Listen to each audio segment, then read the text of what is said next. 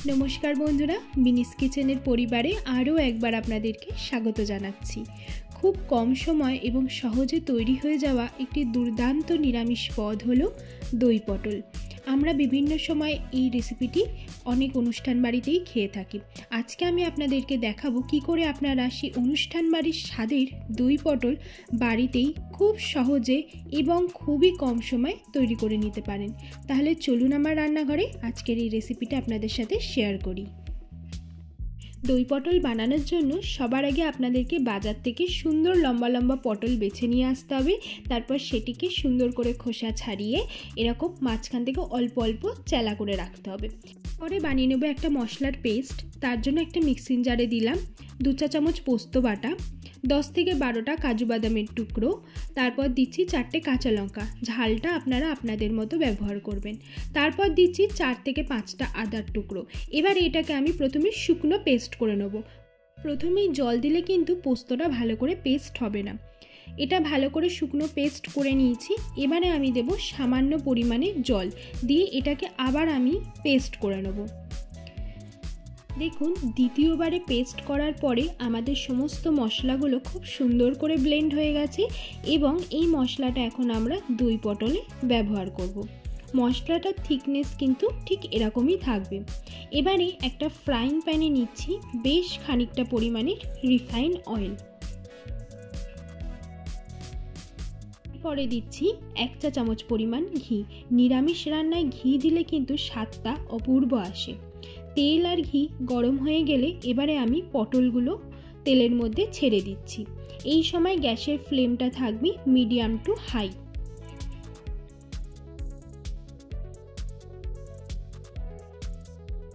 সব পটলগুলো এক এক করে ছেড়ে দেওয়ার পরে আমি এবারে দিচ্ছি 1 চা চামচ পরিমাণ হলুদ গুঁড়ো। এবারে আমি এখানে পটলগুলো মিডিয়াম টু হাই ফ্লেমে ভালো করে ভেজে নিচ্ছি। তখন বলেছিলাম পটলগুলো মাঝখান থেকে একটু চেলা করে নিতে, যাতে পটলটা ভাজার সময় ভেতরের দানাগুলো ফেটে না আসে। তার জন্যই কিন্তু পটলটা মাঝখান থেকে অল্প অল্প করে চেলা করে নিতে হবে। পটলগুলো এখানে অল্প ভাজা ভাজা হয়ে গেছে। এখন দিচ্ছি এখানে 1 চা চামচ পরিমাণ নুন। নুনটা পরে দেওয়ার একটাই কারণ, প্রথমে নুন দিলে পটল থেকে জল ছেড়ে দিত এবং পটলের ভিতরটা কাঁচা থেকে যেত। তার জন্য নুনটা আমি সবার শেষেই দিলাম। প্রায় 2-3 মিনিট ধরে ভাজার পরে আমাদের পটলগুলো এখানে ভাজা হয়ে গেছে এবং আমি এটা একটা বাটিতে তুলে নিয়েছি। এবারে করব দই পটলের গ্রেভির প্রিপারেশন।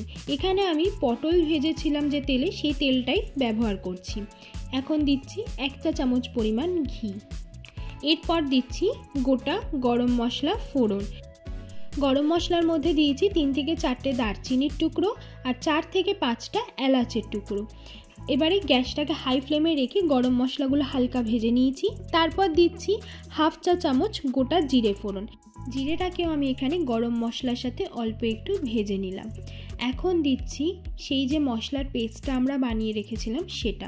আমি এখানে পেস্টটার মধ্যে সামান্য একটু জল পরে অ্যাড করেছিলাম। এবারে দিচ্ছি 1/2 চা চামচ পরিমাণ হলুদ গুঁড়ো। এখন গ্যাসটাকে লো টু মিডিয়ামে রেখে আমি মশলাটাকে ভালো করে কষাবো। মশলাটা কিন্তু কষানোর খুবই দরকার। আপনারা যত ভালো করে মশলাটা কষাবেন রান্নার টেস্ট কিন্তু ততই ভালো আসবে। তাই হাতে একটু সময় নিয়ে ধৈর্য ধরে মশলাটা কষিয়ে নিতে হবে। দেখুন এখানে মশলাটা থেকে পুরোপুরি তেল ছেড়ে দিয়েছে। এবারে আমি এখানে দিচ্ছি 50 গ্রাম মতো ফ্যাটানো টক দই।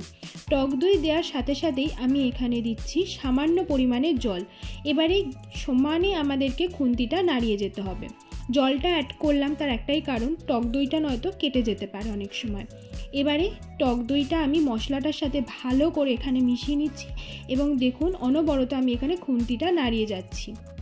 দেখুন বন্ধুরা দইটা দেওয়ার সাথে সাথেই গ্রেভিতে কি সুন্দর একটা ক্রিমি টেক্সচার চলে এসছে। দইটা ভালো করে মিশিয়ে নেওয়ার পর গ্রেভিটা আমরা একটু ফুটতে দেবো। গ্রেভিটা সামান্য ফুটে এলেই আমি এখানে মিক্সি দেওয়া জলটা অ্যাড করে দিলাম। দিয়ে জলটা এখানে এখন আমি গ্রেভির সাথে ভালো করে মিশিয়ে নিচ্ছি। তারপরে অ্যাড করে দিলাম ভেজে রাখা পটলগুলো। পটলগুলো আমি এখন এখানে গ্রেভির সাথে ভালো করে মিশিয়ে নিচ্ছি, যাতে মশলাগুলো খুব ভালো করে পটলের মধ্যে ঢুকে যায়। এখন গ্যাসের ফ্লেমটাকে লো করে ঢাকা চাপা দিয়ে আমি এটাকে 2 থেকে 3 মিনিটের জন্য রান্না করব, যাতে সমস্ত মশলাটা পটলের ভেতরে ভালো করে ঢুকে যায়। ঠিক 2 থেকে 3 মিনিটের পর আমি ঢাকাটা খুললাম এবং আমাদের দই পটল একদম রেডি। সবার শেষে উপর থেকে দিলাম 1 চামচ ঘি এবং 1 চামচ গরম মশলা। তো বন্ধুরা, আমাদের অনুষ্ঠান বাড়ির স্টাইলের দই পটল কিন্তু একদম রেডি। দেখলেন তো কত সহজ বানানো এবং কতটা তাড়াতাড়ি তৈরিও হয়ে যায়। নিরামিষ দিনের জন্য কিন্তু একদম পারফেক্ট রেসিপি হচ্ছে এই দই পটল। নিরামিষের দিনগুলোতে ভাত, পোলাও, পরোটার সাথে এই দই পটল খেতে লাগে দুর্দান্ত।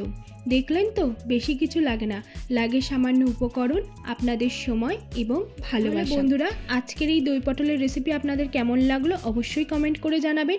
আর আমাদের চ্যানেল মিনিস কিচেনকে লাইক, শেয়ার অ্যান্ড সাবস্ক্রাইব করে দেওয়ার অনুরোধ রইল।